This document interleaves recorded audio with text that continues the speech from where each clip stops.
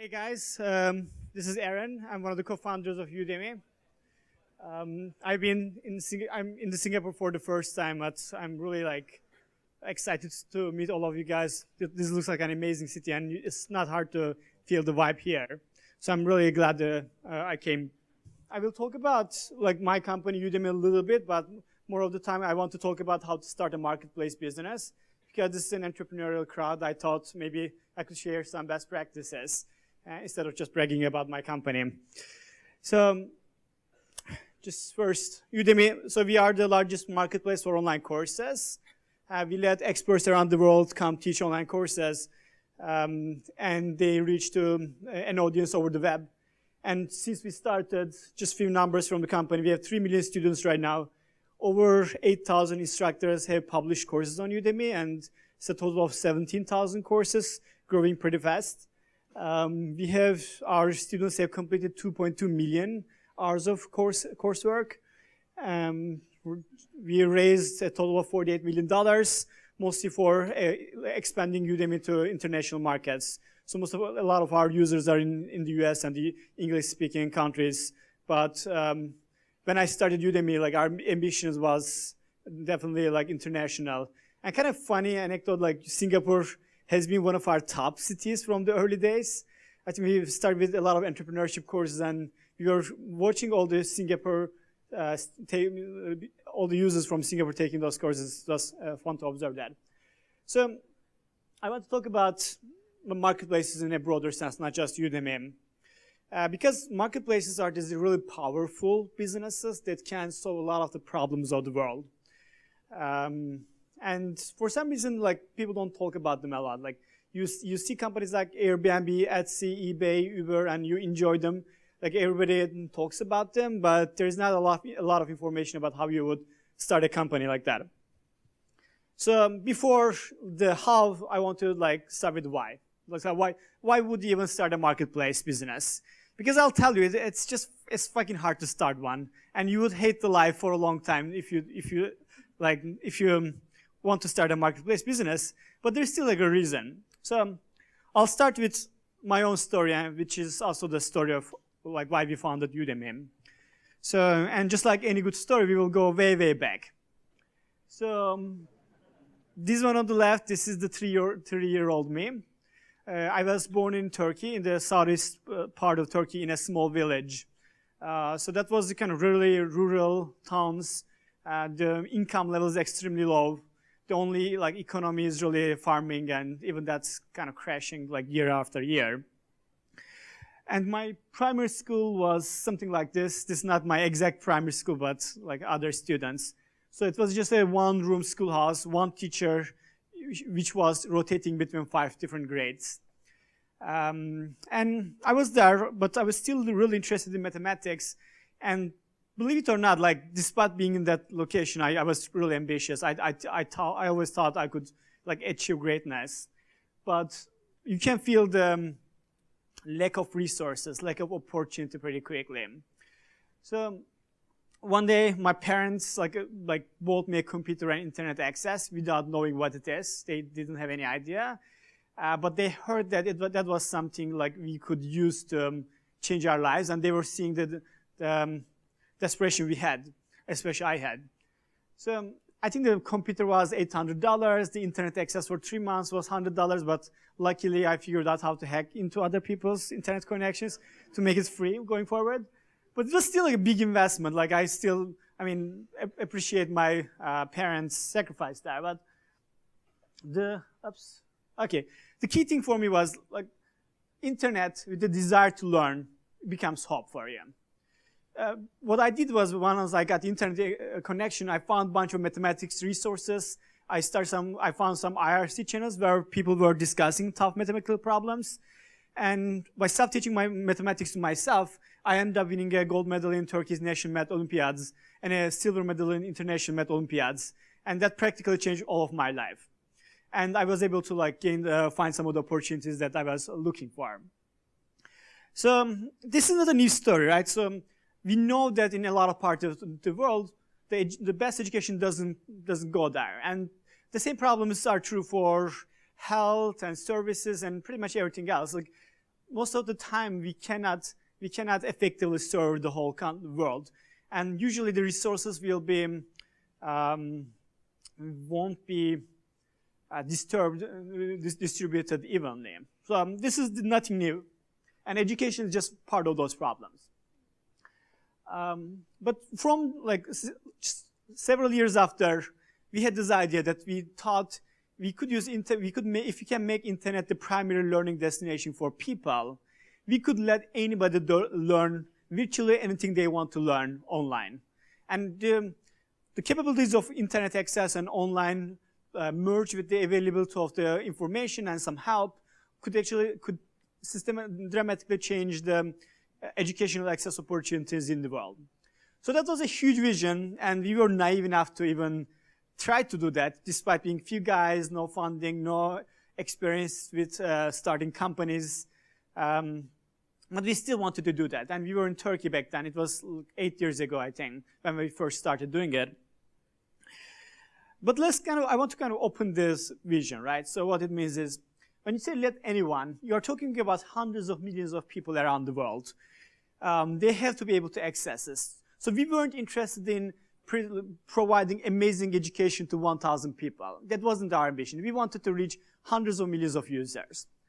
And when you talk about learning anything, I'm not talking about just these 10 subjects you could teach with 10 teachers. There are a lot of different subjects that people want to learn. We didn't want to limit it. And it's also not one language. You cannot do it only in English. Like, there are a lot of countries where people don't speak English, and a lot of people who are not comfortable learning English. So you actually need these courses in different languages, different verticals for different user bases. So that's a lot of courses to create. And it was very straightforward for us that the only way to do this was taking the advantage of the community. So there are some problems in the world, like search, which you can solve with pure technology. For those, build the technology, distribute it, and you can get an amazing company. But there are also some other class of problems in the world where technology by itself is not enough. You need a community of dedicated people in a sustainable ecosystem to solve these problems. And our belief was the learning problem was one of those problems where we had to take advantage of the community. So what forms a marketplace is typically like the merge of technology, community, brand, and operations. So we thought the world needed to use all of these to attack this problem. So that's why we started Udemy as a marketplace instead of being a publisher. And there are also some like other business advantages, like the high competitive barrier, high network effect. Once you start a marketplace business, it's very hard to kill and stuff. So these are all the business people, like the investors will talk about. But at the end of the day, who gives a shit? So like you start your company because you think that's the way to start your company. Like these business aspects of it, like you can worry about them later. So my summary of why is you start a marketplace company because you have to. Because for certain problems, you need technology is not enough. You need to create an ecosystem. And that's why you do marketplaces. All right, so for the rest of the time, I'll go a little bit more tactical, talk about some kind of best practices to start it. So I'll start with designing a marketplace. Most people don't talk about this, but marketplaces are not the same with each other. So there are some, before you even start, you have to figure out how you want to structure it. And the way I talk about is the service chain. So typically marketplaces connect demand and supply. But if you want to break it down, there are multiple steps to it. I mean, this is a common template, but essentially you have to connect supply and demand. You need to acquire users and put them in the same place, same destination with your supply side. And then there is typically a discovery process. You have to find the right fit. And for discovery, you can design it in a centralized or decentralized. Decentralized would be just like, I mean, Udemy or eBay, you go search a product, you as the user discover. A centralized version would be more like Uber, right? You don't actually go through the profiles of drivers. Like you just click a button and it gives you a driver. So it's a centralized discovery. And same way, like pricing could be determined by the supply side, then or the marketplace could fix it. And again, in the example of Uber, there's standard pricing. And And then there's payments, like if you go buy something on Craigslist, like the payment is decentralized versus if you go to Airbnb or Udemy to buy a service, like you pay through the system, through the marketplace. And the service supply side is pretty much always given by the supply side. That's why you are creating the marketplace. And then in terms of the customer experience, you could actually, the marketplace's job could end at the point of experience, just like Airbnb, when you rent the room or the house, like Airbnb it doesn't get involved in the actual service of staying there. But for other companies like Udemy, the actual experience of course taking also happens on our platform. So again, support could be centralized, or you could ask the supply side to do it. So simply like all of these, and actually there are even more things you should consider. And whether the marketplace does this or the supply side is supposed to do it will change your company completely. Your product is going to change. What you care about is going to change. So this is an important decision. And just besides changing what the company does, you can also use these levers to disrupt an existing marketplace. For example, if you want to compete with Airbnb, Airbnb decentralizes the actual service experience, right? The cleaning, making sure the house is in good form, the key exchange, this is done by the supply side. Technically, you could create a competitor of them where the marketplace does handle all the cleaning and exchange of the keys and all of those, and it would probably like feel more professional. I don't know whether it's financially viable, but that would be a way to try to disrupt the existing company. And in terms of decentralization, like one way to look at it, these are the most kind of extreme examples. Craigslist is completely decentralized. Everything is done by the user. Craigslist only like brings the supply and demand together. From service to search, to discovery, pricing, payment, service, like they don't really get involved in anything. And Uber is the extreme other example where they do everything except driving the cars. So, and if you think about the other startups, they usually kind of fall in part of this flow. Like Airbnb, for example, does photography, but like they decentralize a lot of other things. And you will realize that most of the modern, like newer marketplaces, they are in the more centralized side. And especially, you probably hear Uber for X a lot, just because they were this extreme example of designing a marketplace where you centralize everything and you can control the experience in a great manner. So like how you design structure your marketplace, as I said, is going to be extremely important, and it's going to change how you operate that. So try to be mindful about it. And even in the same subject area, you can create multiple companies which centralize and decentralize different stuff. All right, so an example is like Craigslist. I mean, maybe 50 or 60 marketplaces companies have been spun out of Craigslist. Like the house listing in Craigslist has become Airbnb, and a lot of startups have been started from this because they're so decentralized. They take a vertical of Craigslist, centralize a lot of the experience there, and provide a very very strong product for them, and they can make a company from that. So it's a very good like disruption force. So now I want to kind of talk about getting initial traction, because once you start a marketplace, by far the biggest problem you will have is getting initial traction. So this is what people call chicken and egg problem. When you have no supply, you cannot get demand. When you don't have demand, you cannot get supply. In Udemy's example, this would be like no courses. If there are no courses, why would students come to Udemy? And if you have no students, why would instructors care about creating courses? So this is going to be the difference between failing and succeeding in starting a marketplace. So this is really important then. Okay, so I'll kind of start with a general framework with two like main themes. Simon Rothman, he's an investor in Greylock Ventures. I think he was the best person to put it up. He said the liquidity is not the most important thing, it is the only thing for marketplace businesses. Liquidity means let's talk about Udemy.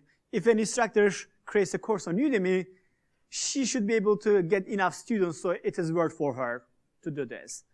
And similarly, when a student comes to Udemy, she should be able to find the course around her interests.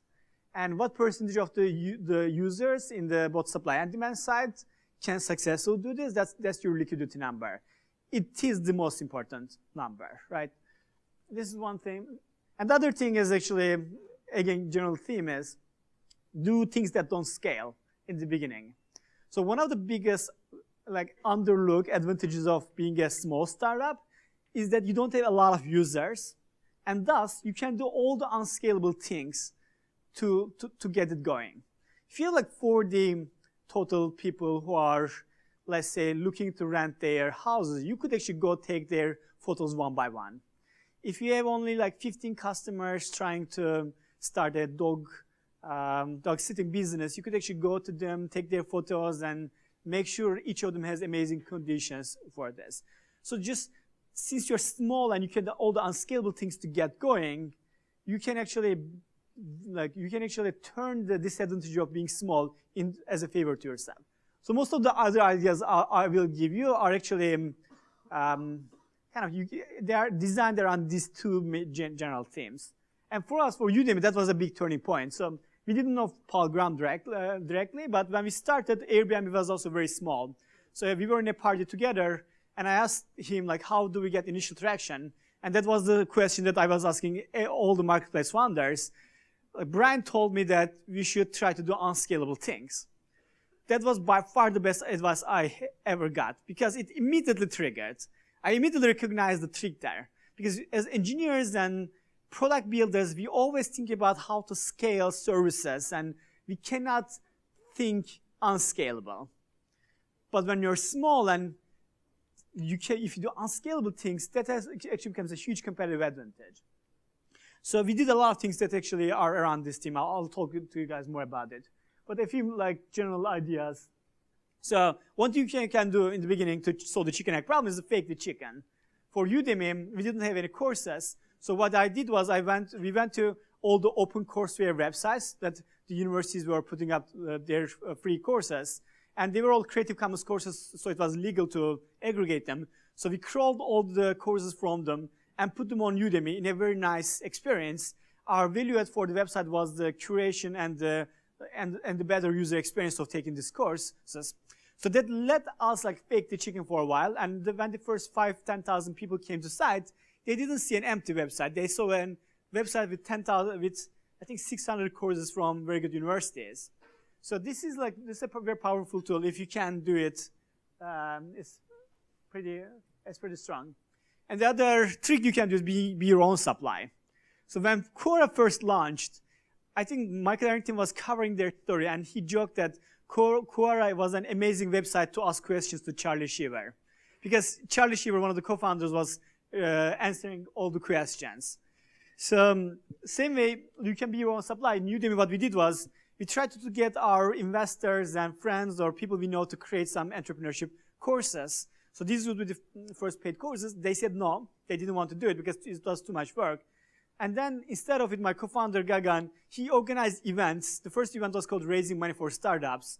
And we gave each speaker, we made a curriculum ourselves, and we asked each speaker to talk about a particular segment of it. And then we video shooted it and edited and made it a course. So the first three paid courses on Udemy are all created this way. But we were able to kind of create the first paid courses there. And that actually triggers all the other things. Once we had the first paid courses, we tried to distribute them over some newsletters. And they did it. We got some money from them. And then we could go convince other instructors to do the same thing because we could show them a case study. So whatever your marketplace ideas, you can usually seed it initially with your own effort. Another important idea is focusing on a segment. Sometimes it's really hard to solve the problem altogether. And the most famously, you guys all know, Facebook was a social network only for Harvard, so they were able to get penetration pretty quickly. Same way, eBay was pretty much a website to sell collectibles in the beginning. They got a lot of traction there, and then scaled from there. Yelp, they exclusively focused on restaurants in San Francisco to get it going. And again, Uber, obviously, they started with San Francisco and expanded from there. So you can usually take a segment of what you are doing and start with that. Another important idea is like asking your supply side to bring demand for you. This worked a lot in the beginning in Udemy. So before we got enough users to help instructors get traffic distribution, some instructors were already teaching courses, but they needed a technology platform. So we acted more like a technology platform for them to get their own users and operate their courses. Obviously, the disadvantage is you cannot ask for high margins, so you have to get almost nothing from that. But it's a good way to start going. Still, when a person creates a course on Udemy, they publish it on Twitter, they ask their friends to check it, so they do some promotion. So that really helps, especially in the beginning. But at one point, you have to switch to the marketplace bringing the users, because you cannot rely on your supply side to bring traffic forever. So another important theme is creating success stories. A lot of marketplaces are not viral in terms of their user acquisition, but they are viral in supply side. So for example, Kickstarter in the early days, like, wasn't getting a lot of users to share Kickstarter with each other, but the successful project creators in Kickstarter were bringing more project creators. So that's what we were calling supply viral. So if you create good enough case studies around your supply side, then you will be able to attract a lot of other people. So for us, when the first instructor made $5,000 of money, we actually used that case study to attract the next 4 or 5 instructors. And then once we brought them, we got more users. When you have more users, you have higher case studies. And some of the latest numbers we were sharing was, I think this was 2012. We announced that our top 10 instructors made $5 million on Udemy that year. That number is significantly higher right now, but like those kind of case studies attract a lot of instructors. And one of our instructors, Victor Bastos, he used to have a free channel on YouTube. He was making a few $100 from that, and then he started making $50,000 or $60,000 per month from Udemy. That was an amazing case study for us to attract all the other people who were trying to teach something on YouTube. So that case study actually helped us attract most of the YouTube crowd to Udemy. Similarly, Kickstarter, I think, is the best example for this. Everybody talks about their case studies. They don't really talk about Kickstarter, but those like Pebble raising $10 million from Kickstarter was a huge turning point for them. I'll give you a few more ideas, and I think I'm running out of time right now. So one idea is like providing a utility function instead of the network effect. For example, OpenTable, the restaurant reservation system. Initially, they didn't have any users, but they worked with a bunch of the top restaurants in San Francisco, and they just made their reservation systems experience better. So restaurants were not using them to get more people, they were using to just to provide better experience. So if you can provide a utility function like this to your supply side, that will actually let you acquire users pretty well. And leveraging third-party channels, Udemy, I think in this year number like 2, a lot of our growth came from daily deal size and newsletter and things like that. Since we didn't have enough users on Udemy, we used those external sites to bring liquidity to our instructor partners. And once we did that enough, then we had enough users on Udemy so that we didn't need them anymore. But initially, it's a very good idea. Again, Airbnb, they growth hacked Craigslist to get it going. One more kind of very interesting idea is providing a magical experience to our early users. I think the best example of this is Chegg. Chegg is a textbook rental company. It's going public right now. So when they started this, they realized the chicken and egg problem. It was so hard that they actually named the company after chicken and egg. Chegg stands for chicken and egg. So what they did was, like, they opened the rental marketplace, but when you listed the book, you wouldn't get any users. But what they were doing was, they would look at each book that was listed, and they would go to Craigslist manually, try to rent or sell that book, take the money, pay to the seller. The same way, each time you wanted, if you requested a book, they would go to Craigslist, find it, and send the book to you. Although they had almost no users, it was a magical experience. Like whatever book you look for, they were getting it to you. And they just kept this increasing balance of a credit card debt, but that was actually enough to get people to use the site again and again. And once you do it enough, you get a critical mass of users, and you don't have to worry about that anymore. But the fact that you are small sometimes lets you like be magical, right? Like beyond what the technology and marketplace can do. If you were a Q&A website, you could actually go find an expert for each question and ask them and get an amazing answer, post it up there. That would be the magical experience I'm talking about. All right, so this is like the main ideas, especially for the early days. And once you get this liquidity, what do you do next? So you just enjoy it. So it gets significantly easier after you get the initial traction, because every year in your marketplace, like your job becomes easier. You have more users, higher network effect. I'm half joking here. There are other problems that you will have to tackle, but it's just that the first year, like until you get the engine going, that's the most critical part. The rest of the problems kind of depend on what kind of marketplace you are starting. So, yeah, but it's more fun after the first 2 years, maybe. All right, some more articles. I will try to share this on my Twitter account. If you follow me in the next few days, I will share the slides with you guys. All right, thanks.